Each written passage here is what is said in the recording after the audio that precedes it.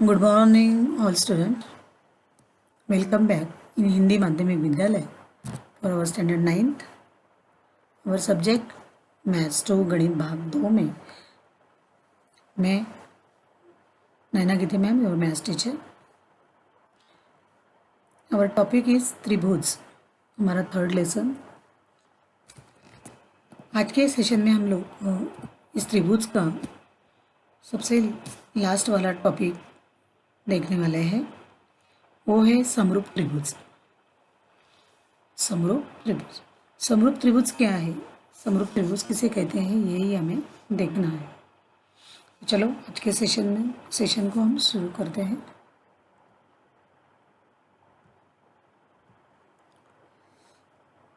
आपके सामने कुछ फिगर्स यहाँ पे दिख रहे हैं, आकृतियाँ, बराबर है. ये एक आपको आयत दिख रहा है, एक वर्ग दिख रहा है, ये 2 3 4 5 भुजा वाली बहुभुजाकृति दिख रही है. ये भी एक बहुभुजाकृति दिख रही है. एक वृत्त दिख रहा है, ये भी वृत्त है, लेकिन वृत्त न कहते हैं, लंबा गोल हम कहेंगे इसे. और ये षटकोणीय आकृति दिख रही है, 1 2 3 4 5 6 भुजा वाली बहुभुजाकृति. वापस यहाँ पे हमें रेक्टेंगल यानी कि आयत दिख रहा है. तो इन सभी का अगर हम निरीक्षण करेंगे तो कोई भी आकृति एक दूसरे के जैसे समान नहीं दिख रही है हमें, उसमें डिफरेंस है. किस किस में डिफरेंस दिख रहा है आपको, मतलब अंतर है, बराबर है. मतलब उनके आकार में, उनके शेप में, मतलब आकार में, और उनके साइज में, सभी में हमें अलग अलग दिखाई दे रहे हैं. इसलिए ना ये सर्वांग सम है, बराबर है. वे सर्वांग सम क्या होता है ये आप सबको पता है. क्यों एक आकृति दूसरी आकृति की तरह अगर सर्वांग सम है, सभी एक त्रिभुज की अगर बात करेंगे, तीनों भुजाएं सर्वांग सम है दूसरे त्रिभुज के साथ, तो हम सर्वांग सम कहते हैं. या यहाँ पे आप देख रहे हैं कि समान दिखने वाली भी एक भी आकृति यहाँ पे हमें नहीं दिख रही है.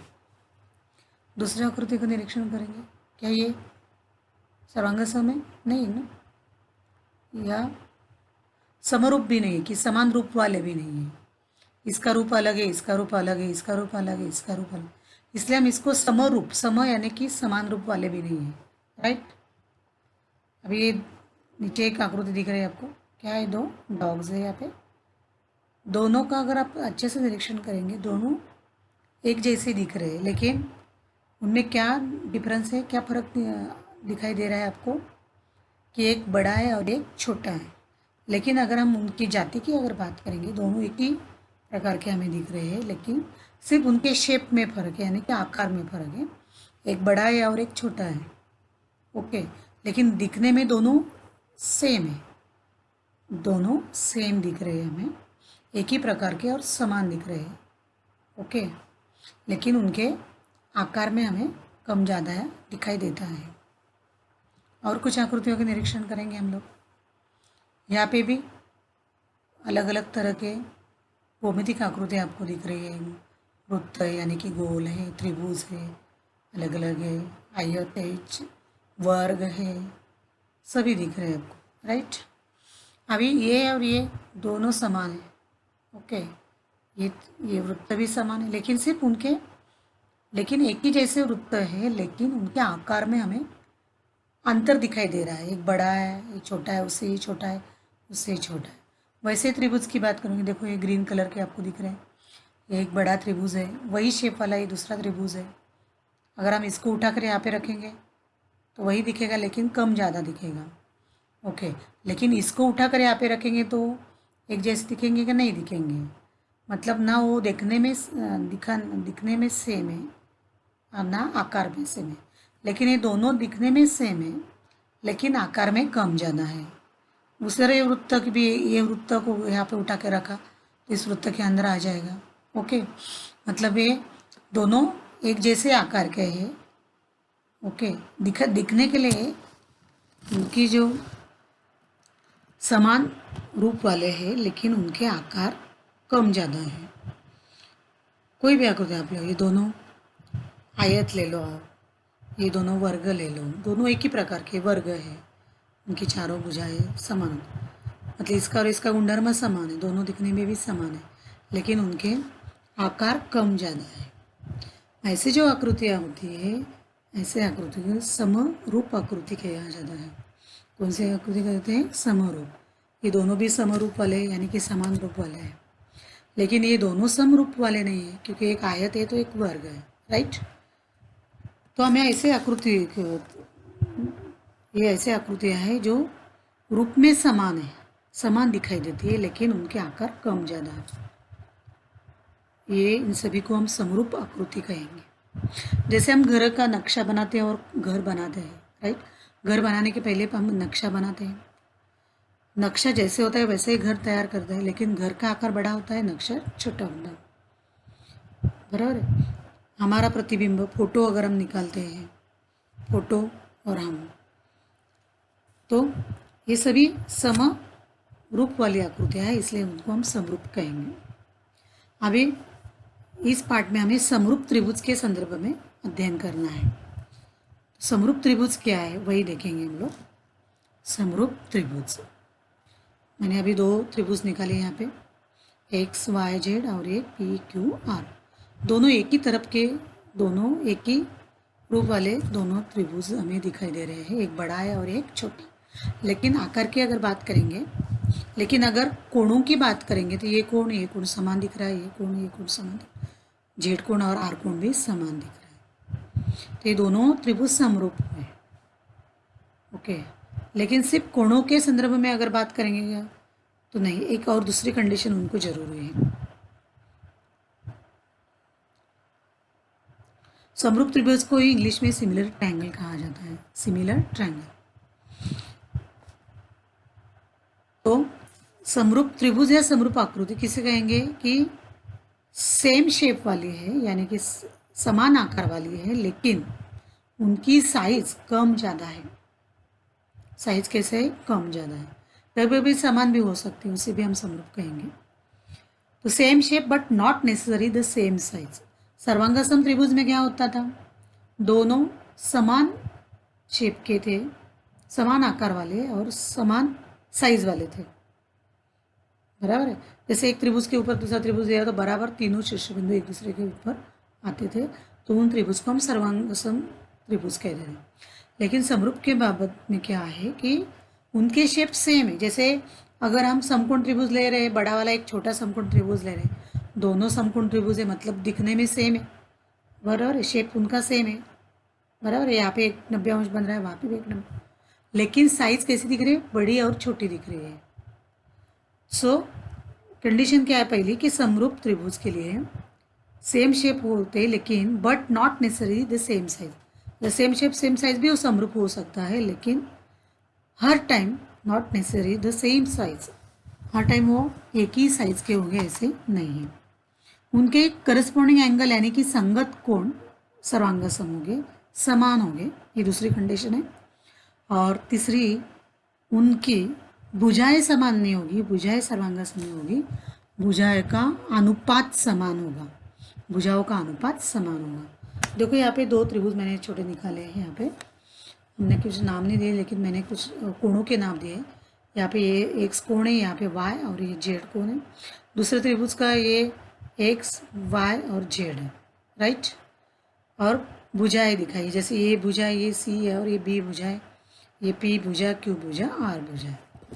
अभी अगर हम कोणों की बात करेंगे, वाई और ये वाई कोणों दोनों समान है, ये एक्स कोण और ये एक्स कोण दोनों समान है, और ये जेड कोण है। यदि मैंने उसको उठाकर इस तरह से उल्टा करके यहाँ पे लगाया तो एक्स कोण के साथ एक्स कोण जाएगा, जेड कोण के साथ जेड कोण जाएगा। इसलिए उनके करस्पॉन्डिंग यानी कि संगत कोण सर्वांगसम होने चाहिए, लेकिन भुजाओं का अनुपात समान चाहिए। मतलब ये भुजा का अनुपात पी के साथ जाएगा, बी भुजा का अनुपात क्यू के साथ जाएगा, और सी भुजा का अनुपात आर के साथ जाएगा, तभी वो दोनों त्रिभुज समरूप होते हैं। तो हम समरूप त्रिभुज की क्या परिभाषा कर सकते हैं? यदि दो त्रिभुज में एक ही संगति में दोनों त्रिभुज के संगत कोण सर्वांगसम हो तथा दोनों त्रिभुज की संगत भुजाएं समानुपात में हो, तो वे त्रिभुज समरूप त्रिभुज तो उन त्रिभुज को क्या कहेंगे? समरूप त्रिभुज। यदि दो त्रिभुज में एक की संगति में दोनों त्रिभुज के संगत कोण सर्वांग समूह तथा दोनों त्रिभुज की संगत भुजाएं समानुपात में। मैं बार बार संगत शब्द यूज कर रही हूँ। संगत यानी कि जैसे मैंने एक त्रिभुज के ऊपर दूसरा त्रिभुज दिया तो ए के ABC और PQR होगा, तो ए के साथ P अगर होगा, बी के साथ क्यू आएगा, सी के साथ आर। अगर मेरे नाम चेंज कर दिए तो अलग भी हो सकता है। ओके, जैसे ये आकृति देखो, वही आकृति ली मैंने XYZ और PQR। अगर मैंने इस त्रिभुज को उठाकर यहाँ पे रखा तो P X के साथ जाएगा, Q Y के साथ जाएगा और कोण R Z के साथ जाएगा। ओके, इसलिए वो उन कोणों की एक संगति होगी। जैसे हम उसे दर्शाते हैं, जैसे मैंने नाम दिया है XYZ त्रिभुज X Y और Z के साथ एक की संगति कैसे मैं दिखाती हूँ आपको। 7 में भी हुआ है, सॉरी 8 में भी हुआ होगा, फिर भी थोड़ा सा मैं ले रही हूँ। P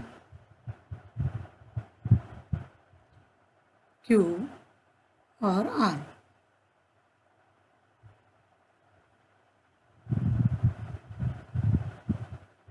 तो ये X कोण P के साथ जाएगा, Y कोण Q के साथ जाएगा और Z कोण R के साथ जाएगा। इसलिए ये दोनों त्रिभुज कब समरूप हो गए? तो हम तब कहेंगे जब उनके संगत कोण सर्वांग सम है। सिर्फ संगत कोण सर्वांग सम होने पर नहीं, उनकी भुजाओं का अनुपात भी कैसा आना चाहिए? समान। इसलिए हमने परिभाषा की, यदि दो त्रिभुज में एक संगति है तो दोनों त्रिभुज के संगत कोण सर्वांग सम होते हैं तथा दोनों त्रिभुज के संगत भुजाओं का अनुपात समान होता है या समानुपात में होते हैं। जैसे दोनों एक त्रिभुज की बात करेंगे, त्रिभुज XYZ तथा PQR में X के P के साथ, Y का Q के साथ, Z के। इसलिए कोण कैसे दर्शाएंगे हम लोग? कोण X सर्वांग समकोण P, कोण Y सर्वांग समकोण Q, कोण Z सर्वांग समकोण R। सिर्फ यही कंडीशन नहीं, उसके साथ उनका भुजाओं का अनुपात, भुजाएं XY अपॉन PQ बराबर YZ अपॉन QR बराबर XZ अपॉन PR होना चाहिए। मतलब उनका अनुपात समान होना चाहिए। जैसे XY अगर 4 है, PQ 2 है, ओके, तो 4/2 यानी कि 2 दूनी 4, अनुपात कितना आया? 2। तो उसी तरह YZ अपॉन QR का भी 2 ही अनुपात आएगा। जैसे अगर ये 6 3 होगा, 3 दूनी 6, या 8 4 होगा तो 4 दूनी 8। तो दोनों त्रिभुज XYZ समरूप त्रिभुज PQR, ये जो चिन्ह दिख रहा है आपको, इससे समरूप त्रिभुज का चिन्ह बताते हैं। जो एस होता है हमें उसको आड़ा कर देना है। त्रिभुज XYZ समरूप त्रिभुज PQR। तो समझ में आया? दो त्रिभुज कब समरूप हो गए? उनकी संगत कोण सर्वांग सम हो गए तथा उनके भुजाओं का अनुपात, संगत भुजाओं का अनुपात सर्वांग सम होगा, समान होगा, तभी वो दोनों त्रिभुज समरूप होंगे। और उनमें त्रिभुजों में शीर्ष बिंदु की एक संगति होनी चाहिए। यहाँ पे शीर्ष बिंदु शब्द लिख लो, जुड़ गया है यहाँ पे। त्रिभुज में शीर्ष बिंदु में एक ही संगति, त्रिभुज के शीर्ष बिंदु में एक ही संगति में दोनों त्रिभुज के संगत कोण, सर्वांगसम त्रिभुज में क्या होता है? भुजाएं भी समान होती है, लेकिन संगत कोण और सर्वांगसम त्रिभुज में क्या डिफरेंस है? वहाँ तो कोण सर्वांगसम होते हैं, यहाँ पे भी कोण संगत कोण सर्वांगसम है, लेकिन सर्वांगसम त्रिभुज में संगत भुजाएं सर्वांगसम होती है, लेकिन समरूप त्रिभुज में संगत भुजाएं सर्वांगसम नहीं होती है, उनका अनुपात समान होता है। उनका अनुपात कैसे होना चाहिए? समान होता है। फिर आप बोलेंगे सर्वांगसम है तो वो भी समरूप हो सकता है, लेकिन हर एक सर्वांगसम त्रिभुज समरूप नहीं होता है, ये ध्यान में रखना। ओके, त्रिभुज XYZ समरूप त्रिभुज PQR। तो इसके संदर्भ में ये 6 घटक हमेशा सर्वांगसम, इसमें हमें तीनों कोण और तीनों भुजाओं का अनुपात यानी की जरूरत नहीं होती। जैसे हम सर्वांगसम त्रिभुज की कसौटियाँ होती है, वैसी समरूपता की कसौटियाँ होती है। एक मतलब कोको कसौटी, अगर 2 कोण सर्वांगसम है तो अपने आप समरूप हो जाते हैं। दूसरी है भुजा कसौटी, यानी कि तीनों भुजाएं का अनुपात समान है तो दोनों त्रिभुज भी समरूप होता है। ये कसौटी आपको 10वीं में है, और दो कोण सर्वांगसम है, 2 भुजाओं का अनुपात सर्वांगसम है और 1 कोण सर्वांगसम है, तो वो कसौटी से भी वो दोनों त्रिभुज समरूप होते हैं। तो इस साल आपको कसौटियाँ नहीं है, लेकिन सिर्फ आकृतियों के आधार पे आपको उनके संगत घटक लिखना है, भुजा हो या कोण। आज के सेशन में इतना ही। Thank you.